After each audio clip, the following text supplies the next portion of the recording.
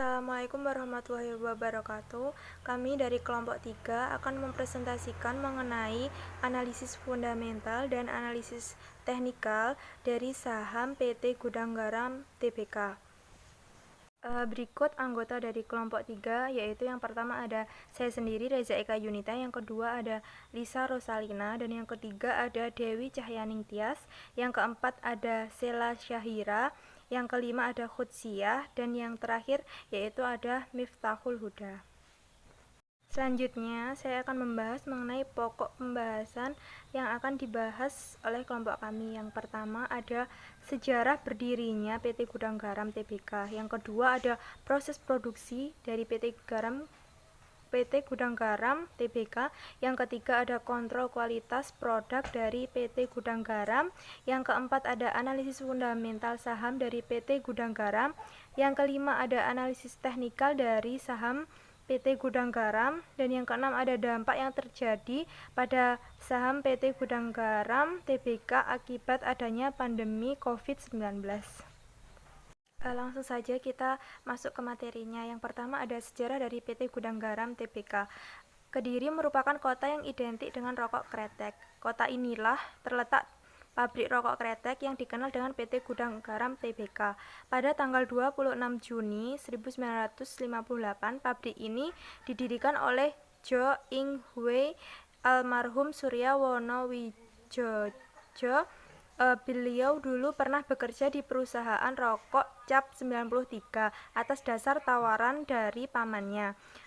Filosofi Surya Wono Wijoyo yang kemudian menjadi filosofi PT Gudang Garam Tbk. Sebagai dasar pertumbuhan perusahaan disebut catur dharma perusahaan, yaitu kebahagiaan adalah memberikan kehidupan yang bermakna dan bermanfaat. Kunci sukses adalah kerja keras, kejujuran, kesehatan, serta iman. Sukses dimungkinkan oleh peran serta kerjasama dengan orang lain, dan karyawan adalah mitra usaha yang paling utama.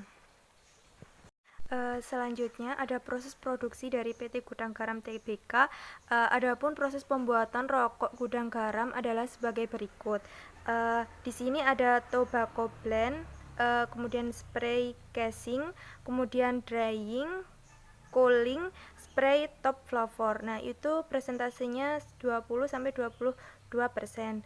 Kemudian ada clove blend. Nah, itu presentasinya 20-60% tobacco blend. Nah, setelah itu ada mixing. Setelah mixing ada aging, kemudian ada making cigarette. Nah, itu minimal 24 jam. Saya akan menjelaskan mengenai kontrol kualitas produk dari PT Gudang Garam Tbk. Kontrol kualitas dilakukan setiap tahapan proses produksi, bahkan telah dimulai sejak tembakau ditanam. Didukung oleh sistem komputer terpadu serta masukan dari bagian penelitian dan pengembangan yang meneliti kualitas bahan baku hingga pengukuran akurasi kadar tar atau mil dan nikotin. Menjadi kontrol kualitas sebagai tolak ukur lahirnya produk yang berkualitas tinggi. Dengan adanya kontrol kualitas yang sangat ketat ini pula, dilakukan penolakan pada setiap batang rokok yang tidak memiliki standar kualitas yang telah diberlakukan. Selanjutnya yakni definisi dari analisis fundamental. Analisis fundamental adalah analisis sekuritas yang menggunakan data-data fundamental dan faktor-faktor eksternal yang berhubungan dengan perusahaan tersebut. Data fundamental berupa data keuangan EPS, pendapatan, laba operasi, ROE, dan DER. Berikutnya ada 4 faktor dalam analisis fundamental. Yang pertama yaitu EPS atau earning per share. EPS merupakan bagian dari laba perusahaan yang dialokasikan ke setiap saham yang beredar. Laba perusahaan atau earning per share ini merupakan indikator yang paling banyak digunakan untuk menilai profitabilitas suatu perusahaan. Laba perusahaan adalah ukuran profitabilitas yang sangat berguna, dan apabila dibandingkan dengan laba perusahaan pada perusahaan sejenisnya, laba perusahaan ini akan memberikan suatu gambaran yang sangat jelas tentang kekuatan profitabilitas antara perusahaan yang bersangkutan dengan perusahaan pembandingnya. Yang kedua, yaitu pertumbuhan pendapatan. Pertumbuhan pendapatan merupakan indikator penting dari penerimaan pasar dari produk dan jasa perusahaan tersebut. Pertumbuhan pendapatan yang konsisten dan juga pertumbuhan keuntungan dianggap penting bagi perusahaan yang dijual ke publik melalui saham untuk menarik para investor. Dalam pembahasan ini tidak terlalu penting berapa pendapatannya, melainkan lebih penting berapa kenaikan dari pendapatannya tersebut. Yang ketiga yaitu ROE atau Return on Equity. ROE merupakan jumlah imbal hasil dari laba bersih terhadap ekuitas dan dinyatakan dalam bentuk persen. ROE digunakan untuk mengukur kemampuan suatu badan usaha dalam menghasilkan suatu laba dengan bermodalkan ekuitas yang sudah diinvestasikan oleh pemegang saham. Rasio ini menunjukkan daya untuk menghasilkan laba atas investasi berdasarkan nilai buku para pemegang saham. Yang keempat yaitu DER atau Debt to Equity Ratio. DER merupakan suatu ukuran perbandingan antara total perusahaan dibanding dengan ekuitas dari perusahaan. DER menunjukkan seberapa besar tingkat utang perusahaan terhadap modalnya. Semakin besar nilai DER, maka dapat diartikan bahwa sumber keuangan perusahaan akan semakin besar dibiayai oleh pemberi utang, bukan oleh sumber keuangan sendiri. Selanjutnya yakni mengenai analisis pertumbuhan pendapatan PT Gudang Garam pada tahun 2007 sampai 2016. Dari grafik di atas dapat dilihat bahwa pertumbuhan pendapatan PT Gudang Garam dari tahun 2007 sampai 2016 selalu mengalami kenaikan dari tahun ke tahun. Indikator fundamental kenaikan PT Gudang Garam dari tahun 2007 sampai 2016 mengalami kenaikan rata-rata sebesar 15% dalam kurun tahun 10 tahun. Atau rasio ini bagus dari segi revenue growth atau pertumbuhan pendapatan. Oke, saya akan lanjutkan. Ini adalah analisis pertumbuhan penghasilan dari tahun 2007 sampai 2016. Ini merupakan indikator fundamental yang mengalami kenaikan sebesar 15% dalam kurun waktu 10 tahun. Rasio ini sangat bagus dari segi earning growth-nya atau pertumbuhan penghasilan. Selanjutnya adalah analisis pertumbuhan harga saham. Indikator ini juga mengalami kenaikan rata-rata sebesar 15%. Rasio ini juga bagus dari segi pertumbuhan harga sahamnya. Dan ini analisis ROE rata-rata dari tahun 2007 sampai 2016. Indikator ini juga average ROE juga mengalami kenaikan sebesar 15%. Nah, rasio ini juga bagus dari segi average ROE-nya. Selanjutnya, analisis pendapatan tahun 2007 sampai 2016. Melalui analisa fundamental, ground investing dalam saham ini dari paling penting, nilai kesehatan fundamental ground investing untuk saham PT Gudang Garam adalah 100%.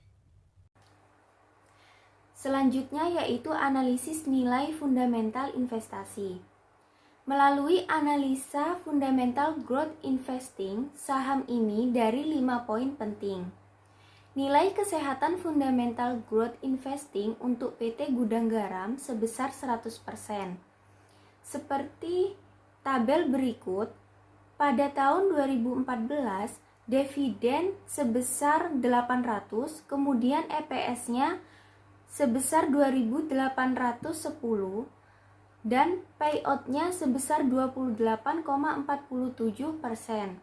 Kemudian untuk tahun 2015 dividennya sebesar 2.600. Kemudian untuk EPS-nya 3.345 dan payout-nya sebesar 77,73%. Kemudian untuk 2016 dividennya sebesar 2.600, kemudian EPS-nya sebesar 3.470 dan payout-nya sebesar 74,93%. Sehingga menghasilkan rata-rata pembayaran atau rata-rata payout-nya sebesar 60,38% dan total skornya yaitu 100. Sehingga ROE-nya itu menghasilkan ROE-nya sehingga ROE-nya itu bagus.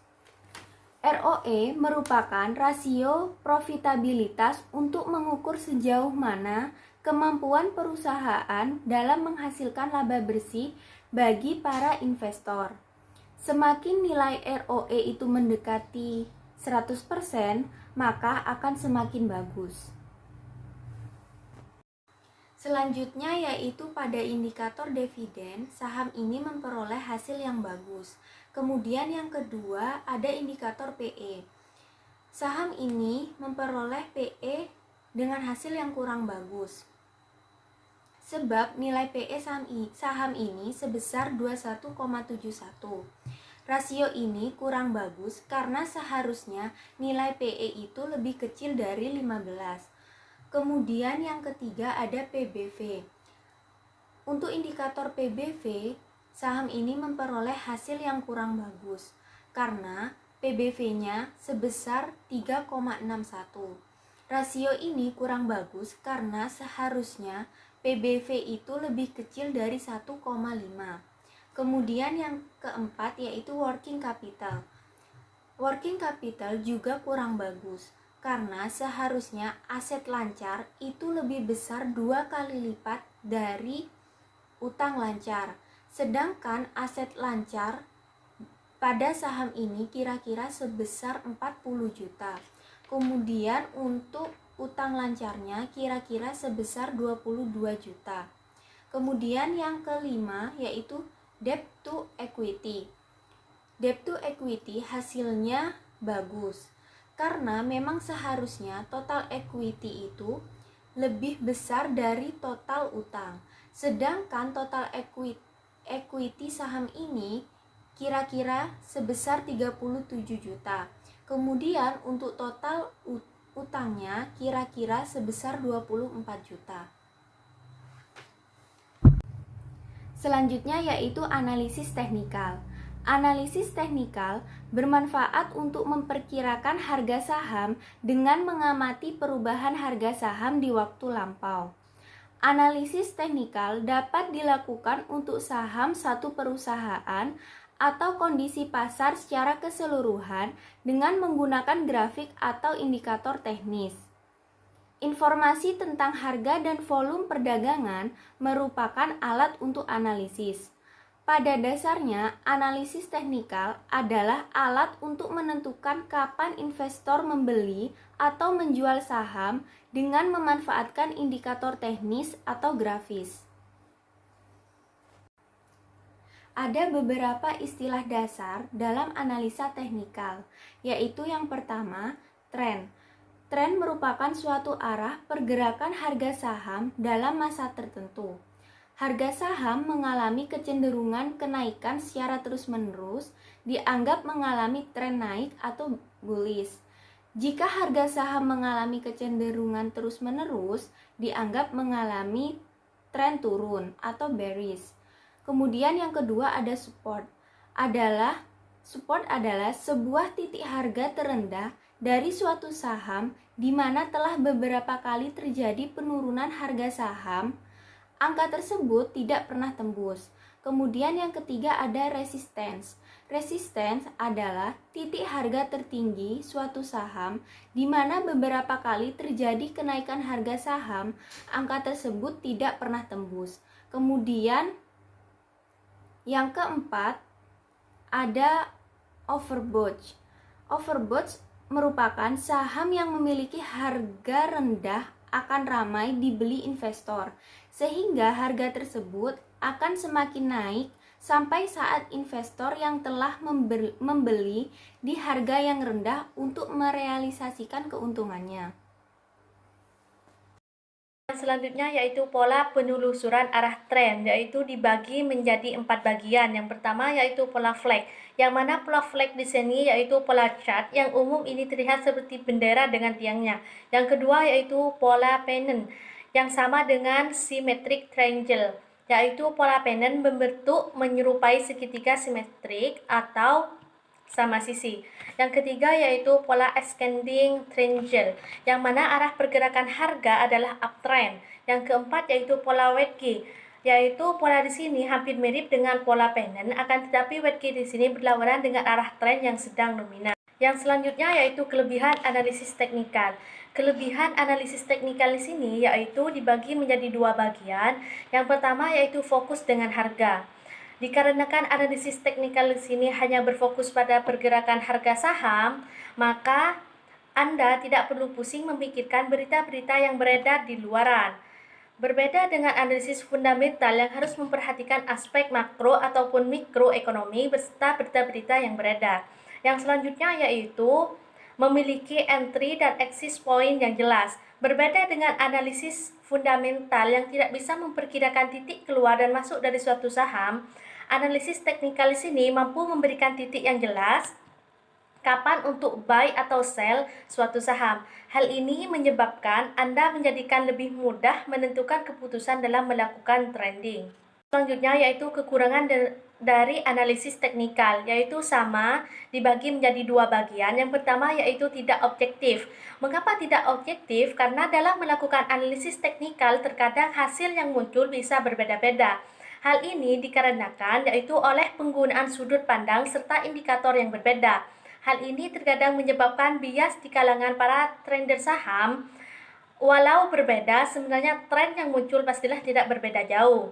Yang kedua yaitu level harga support dan resistance yang selalu berubah. Bila sesuatu saham telah melewati titik support maupun resistennya, maka harus ditentukan titik yang baru. Oleh karena itu, untuk melakukan analisis teknikal dibutuhkan dedikasi yang tinggi dan ketekunan dalam memperhatikan pergerakan harga saham.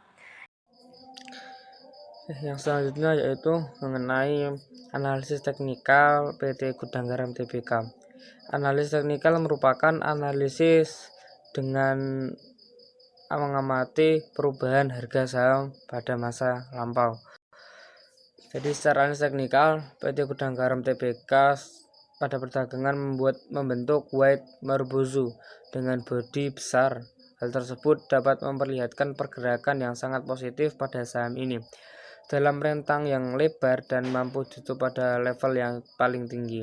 Kemudian PT Gudang Garam Tbk juga berhasil dalam menembus resisten pada level Rp75.775 didukung dengan lonjakan volume pada perdagangan. Hal tersebut dapat dilihat dari adanya aksi pembelian yang besar pada saham ini. Selain itu, investor asing juga tampak terus mengoleksi saham ini dengan mencatat net buy sebesar Rp54,07 miliar pada perdagangan. Prospek saham PT Gudang Garam pada masa pandemi COVID-19 ini masih terlihat cukup atraktif. Ya, dibuktikan dengan analisis NH Korindo Sekuritas PT Cantika, kecenderungan industri rokok yang terbilang cukup defensif membuat mewabahnya virus corona di Indonesia tidak terlalu berdampak.